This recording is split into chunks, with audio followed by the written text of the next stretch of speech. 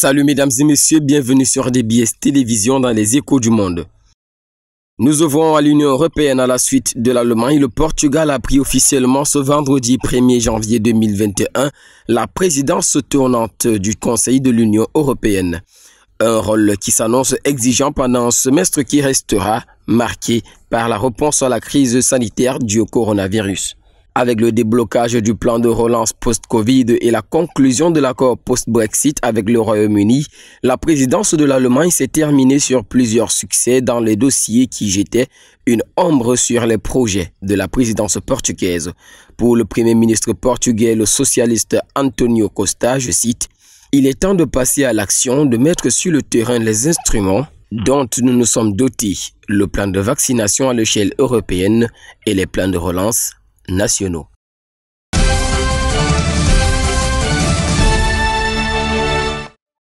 Toujours au sujet de l'Union européenne, le divorce a finalement été consommé ce 31 décembre entre cette organisation des 27 pays membres et le Royaume-Uni. Un exploit pour le peuple britannique car selon le Premier ministre Boris Johnson, je cite, « C'est un moment incroyable pour ce pays. Nous avons notre liberté entre nos mains et il nous revient d'en tirer le meilleur parti. Et je pense que l'instinct du peuple de ce pays fera que nous resterons un Royaume-Uni, Angleterre, Écosse, Pays de Galles et Irlande du Nord, travaillant ensemble pour exprimer nos valeurs dans le monde en dirigeant à la fois le G7 et le sommet de la COP 26 sur le changement climatique à Glasgow. »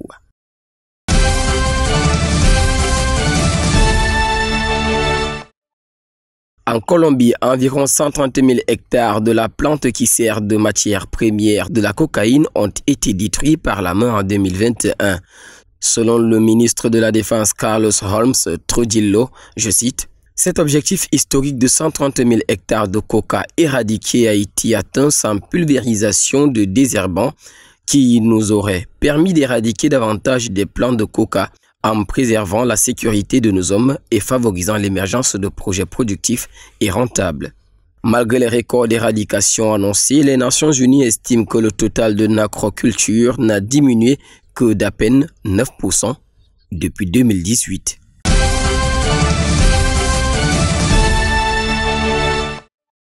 En Europe, pour la célébration de la fin d'année 2020, les festivités n'ont pas fait flamber le nombre de cas positifs. Les petits rassemblements étaient autorisés, mais le nouvel an s'est fait sous couvre-feu dans beaucoup de pays européens.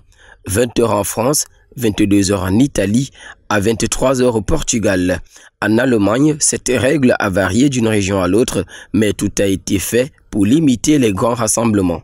Au Royaume-Uni, c'est l'arrivée d'une nouvelle variante du virus qui a gâché un peu la fête. Plusieurs zones sont en stade 4 comme à Londres. Environ 44 millions de personnes, soit 78% de la population ont été invitées à rester chez elles. Contrôle renforcé en Espagne, autre pays sous couvre-feu. 23 h, minuit ou même 1 h en Catalogne. Les dîners privés ont été autorisés à 6 ou 10 personnes selon le taux de contamination dans la région.